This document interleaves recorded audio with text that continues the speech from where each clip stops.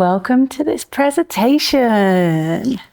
The sacred alchemy of subtle essences. Okay, and so by the end of this presentation, what I really want for us all is to understand how we can, increase, decrease, adjust, tweak, any of these essences if they're not in balance within us, because we want these three essences, Prana, Tejas and Ojas, to be at equal levels, considering our dosha, for us to have and to be able to maintain this Kundalini awakening and your general vitality, your clarity of mind, and your resilience against diseases. Nothing that I say today will be not felt within you. So feel between the words as this knowledge is felt. Don't get too overwhelmed by the Sanskrit terminology. Just allow yourself to hear them and be almost like, a sponge. It will go in. The more times you hear these words, the more it will become familiar to you. So allow yourself to meet yourself where you are at, and let's have some fun. So we are looking at these three vital forces, and we know that, let's get my pen.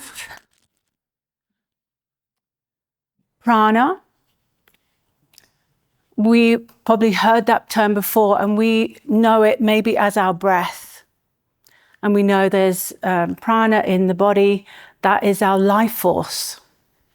And this is associated with the quality of air. Okay, let's do 3 squiggles here. And it's also the subtle element of Vata dosha. And yes, we've got the 5 Mahabhutas, but when we are talking about the greater elements of nature, yes, and that's space, air, fire, water, and earth. But when we talk about these 3 subtler essences, we just take it down to 3. So the next one is Tejas. And that allows us for clarity of perception. It allows us to learn and study and gives us our luster for life. And that represents by the flame, fire. And then we have Ojas, which is the subtle energy of Kapha dosha. So this is our vitality, the nourishment, the glue that sticks us, and that nectar of love and resilience within each and every one of us. It's our bliss. And so that is water. Let's just make some waves, some bigger waves. And so often in the texts of Ayurveda, we describe these 3 as being a lamp, and the Tejas is the flame, Ojas is the wick or the oil in the lamp, and we have air which fans the flame. We can't have that flame if prana is not there, just as Igor said yesterday, that if prana, life force energy, is not present, then we're not going to have anything else, right? There's not going to be any, then there'll be no brain functioning. And there certainly won't be any nourishment, love, or compassion in the body.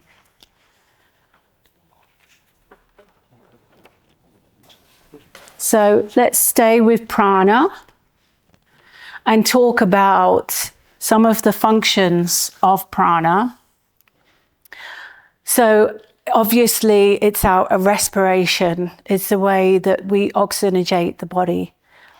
And so you'll feel that most alive when you are, moving your body, exercising, breathing deeply. And so that is going to increase prana. And then we have the fact that it sustains our life force energy, just as we said. It's also our sensory motor functions, like all our involuntary, all our voluntary functions in the body, our heart beating, the breath, everything, our nervous impulses, the impulses of the nerves. It's all supported by prana. It's all governed by prana. And then our mental activity, a flow of communication. People that have really good prana are very good speakers. They're artists. They're communicators. And so when we have prana, when we're talking about prana, it's our flow of communication. It's our activity in our minds.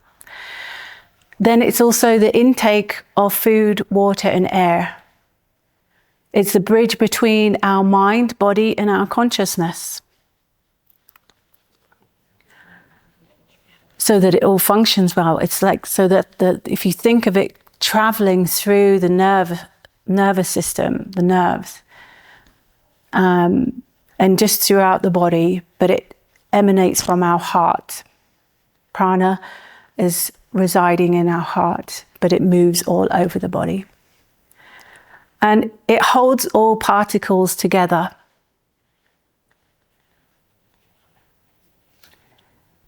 And it's the governor of Ojas and Tejas.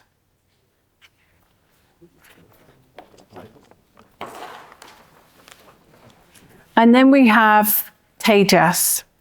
Tejas is what gives us that healthy glow. It's what gives our skin luster. It gives our muscles the tone that they have, our strength. It's also the energy of digestion. As we know, it's that fire. And also our cellular activity, how we metabolize, how our cells communicate, right? How they can process things. It governs our body temperature, the way that we perceive colors, and also the color of our eyes and our complexion ourselves. It governs the way that we touch, the pressure, the pain, the temperature, and then also the cellular division and multiplication. So if we think of, fertilizing the egg, that's Tejas. And then the cellular permeability, how much the cell lets in and out, like all these functions. And then emotionally, physically, it's that upward movement, how we move beyond fear. It's that fire that we all have. And so it also stimulates, how do I write that there? Sorry, stimulates our conscious learning.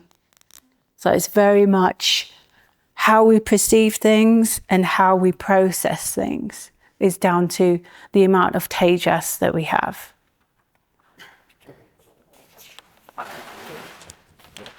Okay, Ojas.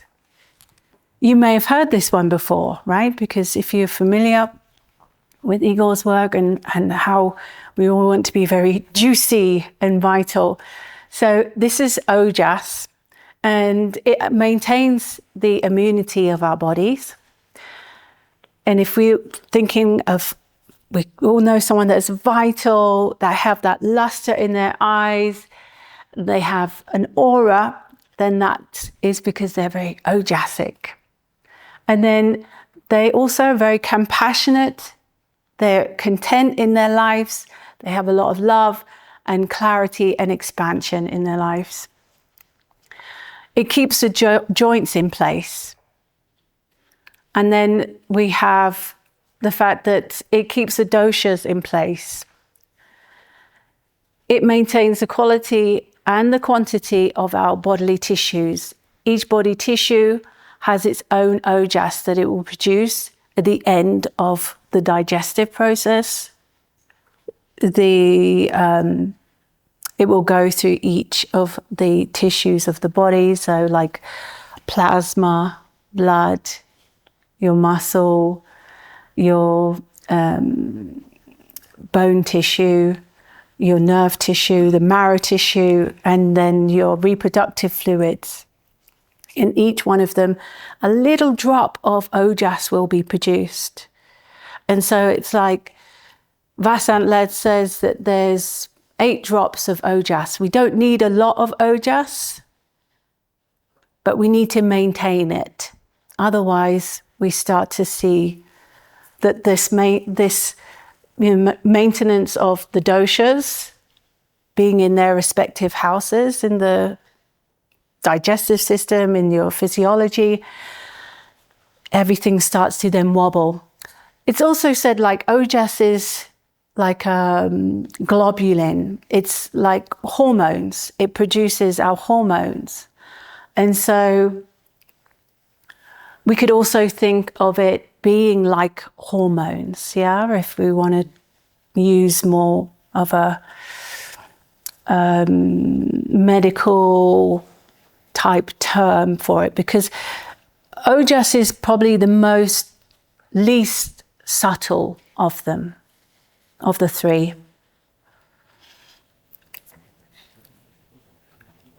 And it maintains our waste products, our dosha, as we said, and it also really nourishes our sensory perception, how much we can feel joy, how much we can feel bliss, because it governs those.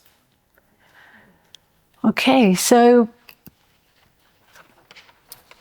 like I say, what I would really like for us today is to be able to determine where we are, like if we're depleted or if we have more of a certain prana, tejas and ojas in ourselves. And so that's the quiz that you've got there and that you've been doing.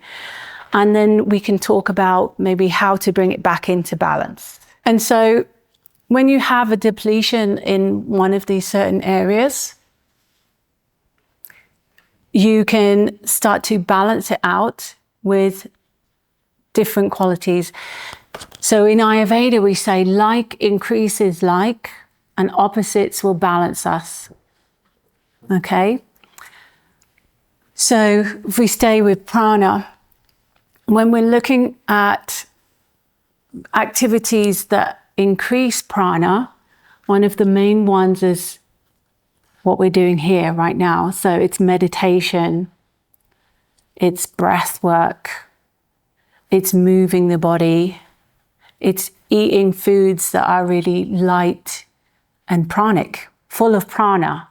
So no leftovers, no, canned, tin food. It's fresh foods that have the most prana. And we can also see, like, even in our food that we're eating, if you pick a fruit from the tree, it's going to have more prana in it that first moment. And then if it's shipped and transported, you can see that that prana starts to deplete in the fruit and the vegetable. So eating local, organic, preferably, fruit and vegetables will have the most prana, life force in them. And then, starting your days with these pranic activities like meditation, like pranayam, like 10 minutes walking, you can see how that will lift you into that pranic state first thing in the day, yeah? And set you up for your day.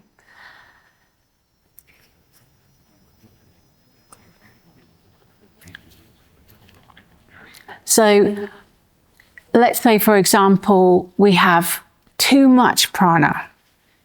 We're someone that is out of balance. They have too much of it. And that type of person may be not grounded.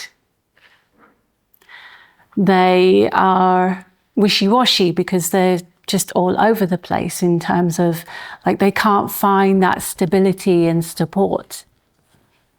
So that's the kind of thing that you might notice with prana, if there's either too much or too little of it.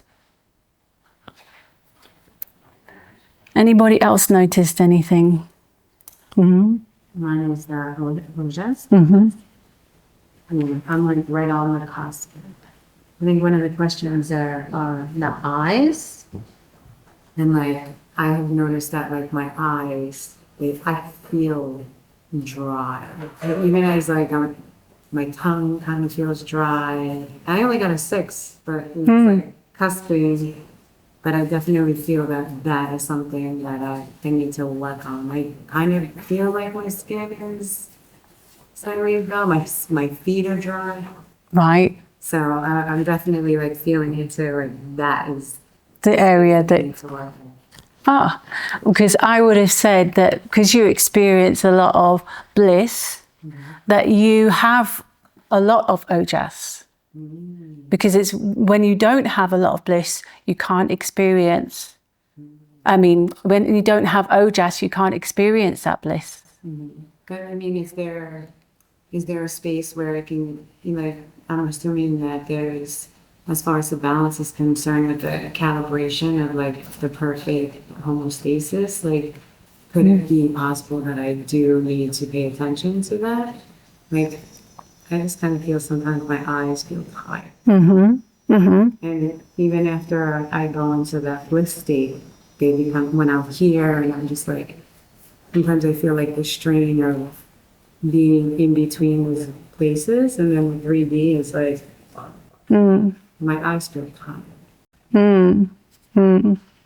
Yeah, and this could be, you know, a very interesting type of looking at this is that you have your constitution is kapha dosha. I would say you're more of a kapha pitta dosha. Yeah. What do you mean? Yeah. No. If you can, Yeah. Absolutely.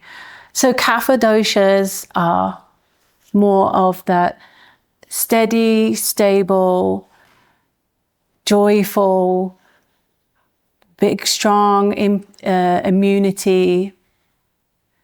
They have like this more glowing skin. They have bigger eyes that are open.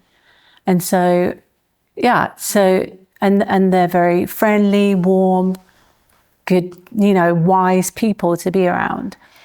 And so kapha doshas are typically more fleshy. They can be more attached. They can also have more of a sense of, you know, love and longing for the divine. And so they're the more devotional types. And so that's my sense, is that you have more of that in your nature. And so ojas will be quite natural for you to have in your constitution. Yeah, and that's why you experience this bliss, right? And so when you are saying ojas is something that you need to look at, it's interesting because I would say not necessarily, right? But because you're maybe drawn to that because that's your nature, anything kind of opposite to that would feel a bit like, you know, not familiar. So, yeah, okay, we're going to go back to this quiz, because what else did you answer for prana and tejas? It for longer than I would expect it to be. And so you answered that correctly, as in, like, you gave the biggest number to the one that you need the most. Yes. Mm-hmm. Mm.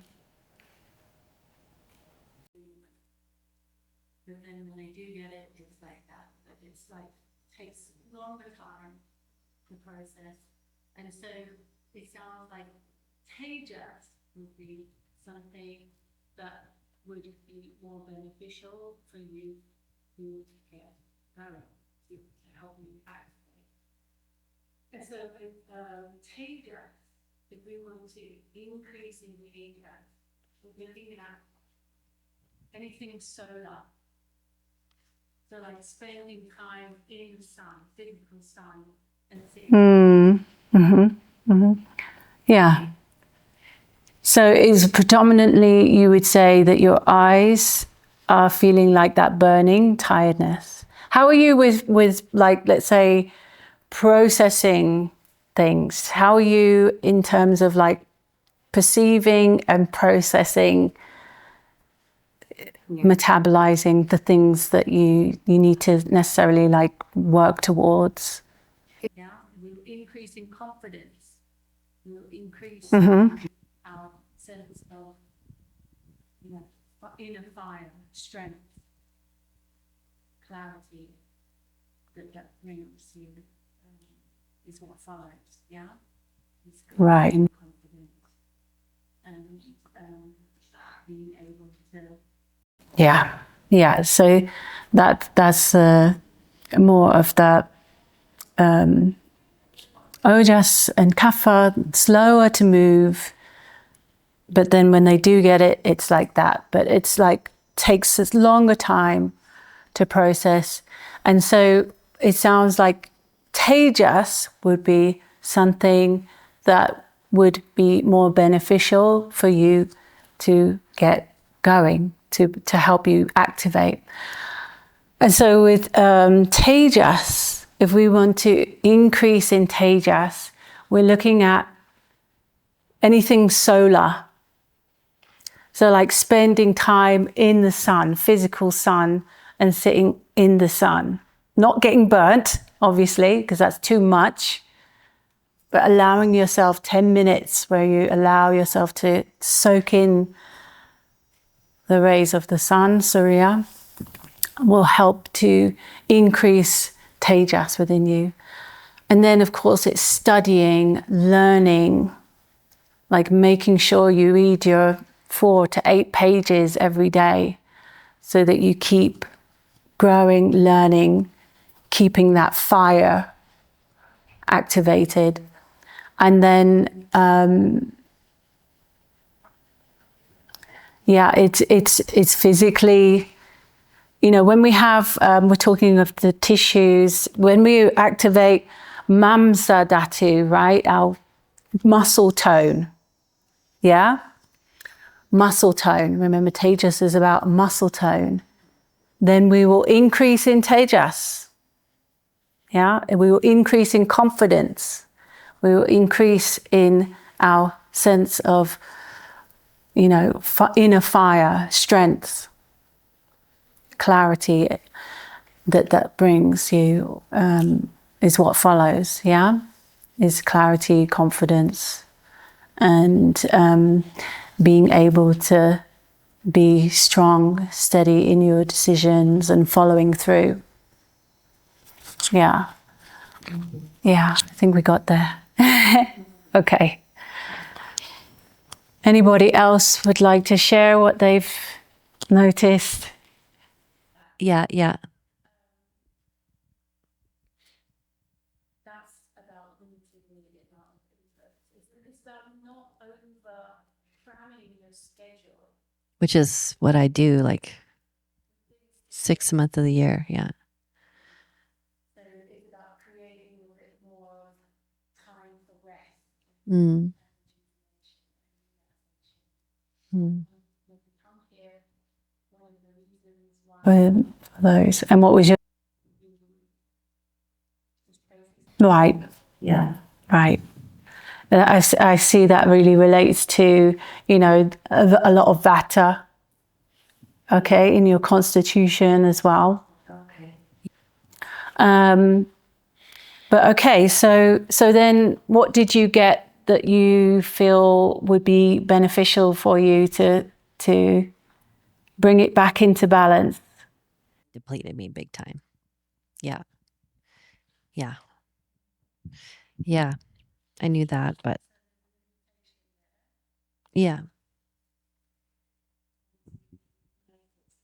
Mm-hmm. Mm-hmm.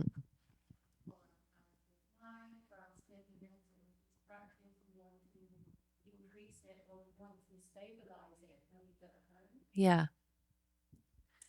Yeah, but also that's inputs is what we allow ourselves to digest. And I think you can like overstimulate when you have, you know, if you're reading 5 books at a time, or if you've got like 16 tabs open on your laptop. For me, you know, my highest but score it's was about simplifying it, simplifying the inputs. It's about, you know, finishing something that you start before you start the next thing. I feel like I said this to you. Yeah, sorry, that intuition just keeps coming through with that. So that's about limiting the amount of inputs. It's about not over cramming your schedule with things to do. So it's about creating a bit more of time for rest and rejuvenation and relaxation. It's like when we come here, one of the reasons why, you know, this process is allowed to take place is because there's less stimulation, there's less, you know, things that we need to do. Yeah. We give ourselves to that. Yeah. And so it's about, you know, making sure that you don't overschedule yourself. a little bit missing.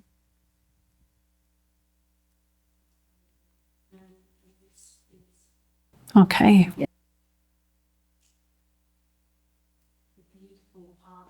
So there's an invitation there.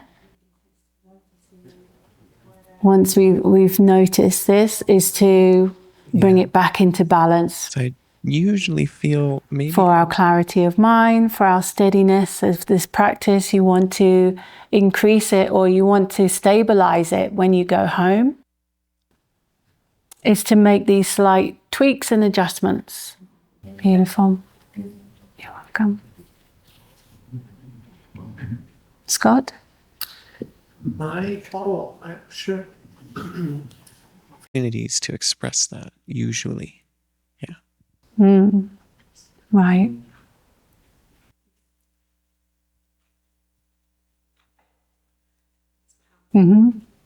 Yeah, good. And so what did you get from that how you could bring that back into balance for yourself?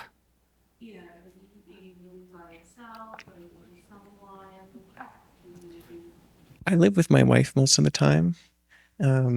So I definitely, like when we're living together, I'm definitely putting all of that into her, which she really appreciates, and that works. But I also feel like there's maybe a bigger dimension of that would like to be expressed, you know?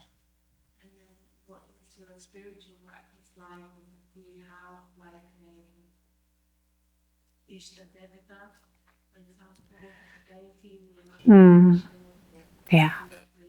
I would say my spiritual practice is more Absolutely. abstract, meditative. And this I is, meditate and you know, study, but it feels a little the bit beautiful more on part of like clinical balancing side. out, right? Is just noticing where there's these holes, right? Where there's these gaps. That's right. I would say so, yeah. Yeah. Uh-huh.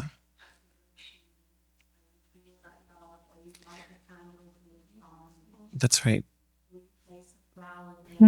Yeah.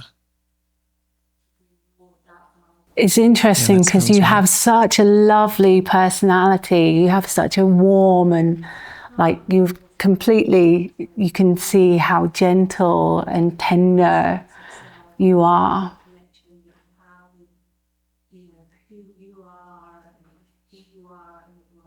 Mm-hmm. Yeah. Yeah. It's powerful to notice. And I think that, are you living by yourself? Are you Yeah, with that resonates. Thank you. someone? Do you?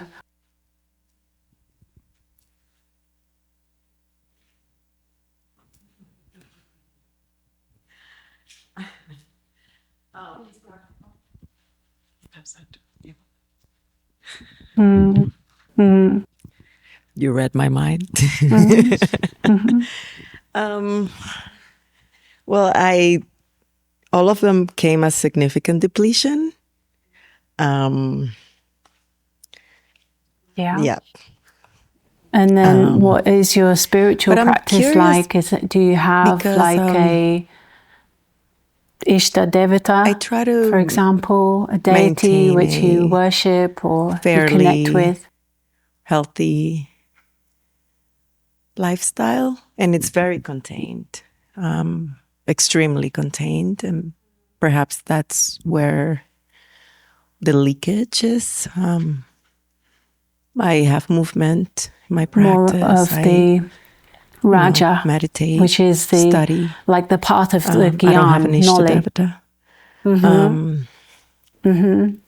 And so bringing in that bhakti I eat fairly well, type but sometimes, devotion, where you feel that love, where you light the especially earlier candle this for the year, divine, or you place a flower there I wasn't keeping up too much to with bring it. more of that bhava. But of not love. in a. It was weird because I like snacking. Would be a nice place so to start. And of course, then I mindlessly, I think we would spoke at the dinner oversnack. table about your own sense of But it self wasn't and like love and eating connection French that you fries, have with and it's still like my who you meals are were and who you are in the fairly world. healthy. And also, practices so for self-love. I'm not sure what's The going on. touch, the hand or foot massage at nighttime, the warm milk, all of these things will start to increase ojas as well, because they're very nourishing for us, you see? Beautiful. Thank you. And so it will, our mind and our thinking with that place. Okay. How does that resonate with you? Very much. I think it's probably so automatic that I don't notice. It's almost like probably running in the back of my mind because I'm not consciously thinking these things. I think it's just developed in the sense that it's just part of my fuel, inner fuel. As well. And it's like, just noticing that sense of, not being in gratitude or not being whole where you are, who you are, as you are, about bringing in those opposite thoughts. In Ayurveda, there's one word that really kind of describes this opposite feeling of joy and of bliss as prasana. I love this word, prasana. And so we want to maintain that prasana as much as possible. Yeah, Yeah, so like mainly Ojas is depleted also through our mind and our thoughts. Like if we have worry and fear, and they are basically running, 90% of the show with our thoughts, then also, that depletes us. It depletes that ojas. Ojas is replenished with love and compassion, but it's depleted when we fearful and worry. And so it will, if our mind and our thinking is that place, then that will deplete ojas. And how does that resonate with you? Process of tejas to Okay. to be able to process that whilst you're asleep, and to just delegate. Yeah, it's not something that you need to go to bed with. It's something like that feeling should be light in your heart as you sleep. Yeah. I can relate to that as well. And it's like, just noticing that sense of, not being in gratitude or not feeling whole, where you are, who you are, as you are, and about bringing in those opposite thoughts. In Ayurveda, there's one word that really kind of describes this opposite feeling of joy and of bliss as prasana. I love this word, prasana. And so we want to maintain that prasana as much as possible. Yeah, Igor mentioned this the other day, like it's about meeting yourself halfway. Yeah, it's like, what's his name? Charlie with the walking stick. Charlie Chaplin, smile when your heart is aching. It's like meeting ourselves with that joy first thing and last thing of the day. Just let everything dissolve into the absolute and come back to that essence of who you are. You should never go to sleep with the day's worries or, the heaviness of it. Instead, we just have that as an offering to the divine, an offering to these processes, tejas, to burn it away, to be able to process it whilst you're asleep, fast asleep. And, to just delegate. Yeah, it's not something that you need to go to bed with. It's something like that feeling should be light in the heart as you sleep. Yeah, just allow it all to yourself to return back to that field, this field. And that will bring a sense of, lightness. And then in terms of tejas, you said you were studying, you do your spiritual studies. Yeah. And prana, you make sure that you walk every day, that you do your meditations. And so this will start to balance itself. That's my sense, is that, it's letting go of the worry, the doubt, the fear, and allowing yourself to live in love, compassion, joy. Thank you. Let's see over this side, Samia. You want to? Oh, you said something, didn't you? But okay.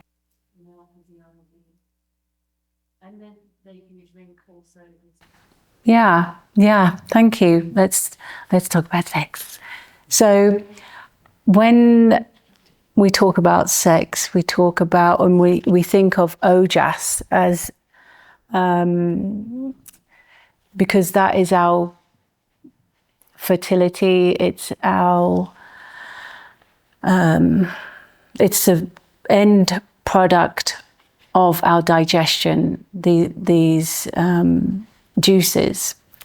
And so when a man, for example, will ejaculate, they will lose ojas. And they can feel fuzzy for days. They can experience a real depletion in their body. And that's because they've just lost very quickly the ojas. And women don't tend to have that issue the same way as men, because we tend to feel more of the love and the connection. So for us, it can increase in ojas. So for men, we predominantly think of here, supporting us women, we can make them a juice with dates and almonds. We call that Shiva shake, banana, dates and almonds. And you can drink that after the depletion. Other Ojasic foods that are good are rice, ghee, honey. So it could be like a tablespoon of honey or a tablespoon of ghee afterwards would also restore the male physiology. And then they can drink also the sperm for themselves, and that will mean less processing of the ojas to restore itself. Semen retention also. Semen retention, yes, exactly. Although, like with retention, it has to be, they have to know how to do that, because it can backfire as well. Yeah.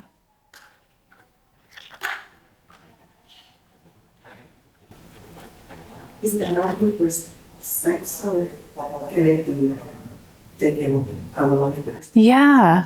Yeah, exactly. If you're wanting to restore ojas, eating more ojasic foods.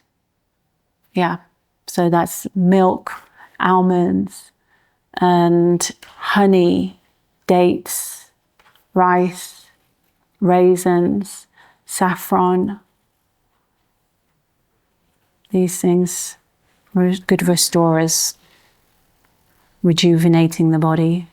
And also, like as we age, the ojas is depleting a bit more.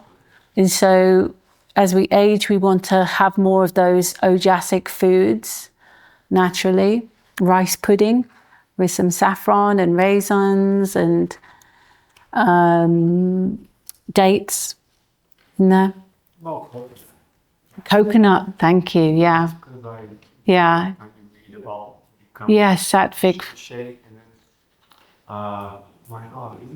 Coconut seems to be very complete. Very nutrifying, very nourishing. Much more than almond milk. Yeah. Okay, yeah. Yeah, it's got oils in there as well. Beautiful addition, yeah. Yeah. Allowing yourself Yeah.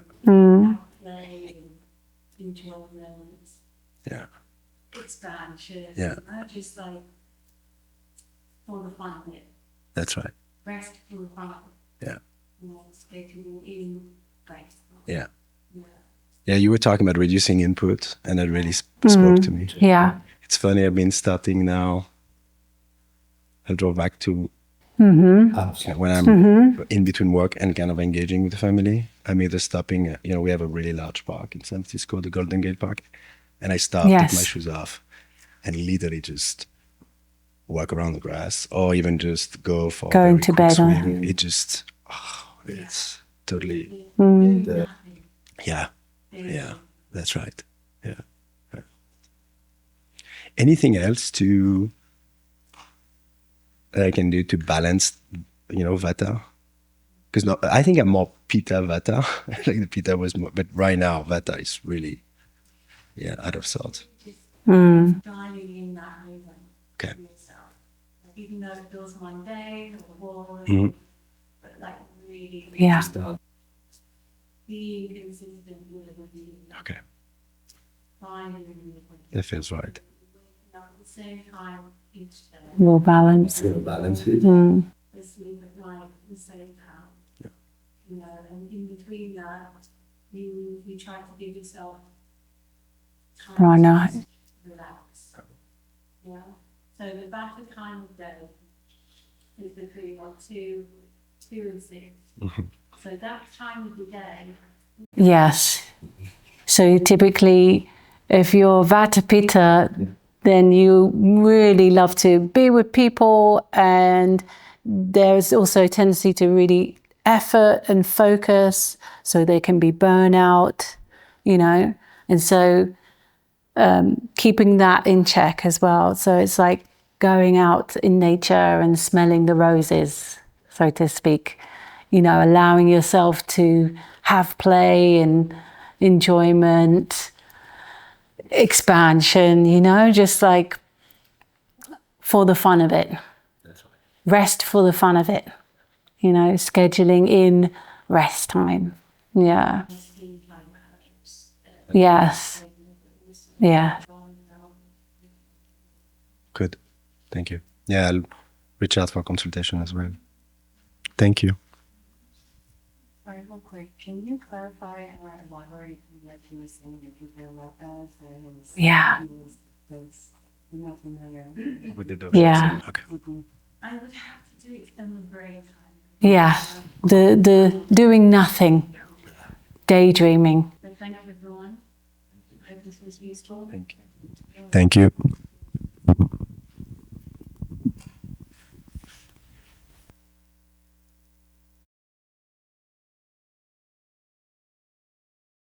Yeah. So it's really just dialing in that rhythm for yourself. Like, even though it feels mundane or boring, but like really just being consistent with a routine, finding your rhythm, like you say, that you're waking up at the same time each day, so that you're going to bed asleep at night at the same time, you know, and in between that, you try to give yourself time to just relax. Yeah. So the Vata time of day is between 2 and 6. So that time of the day, leave that to your daydreaming, leave that to your meditating, leave that to doing activities that are not strenuous. You see, not too much effort where it's going to drain Vata, but instead things that are just more creative, more maybe social, but, you know, like gentle social, not like efforting social. Yeah. And making sure that you're not eating dry foods, that your foods are cooked well, they're moist, they have oil on them. And this should really help to balance. And then there's things like herbs that you can take that will also help to balance out, which I can share with you another time. Yeah, beautiful.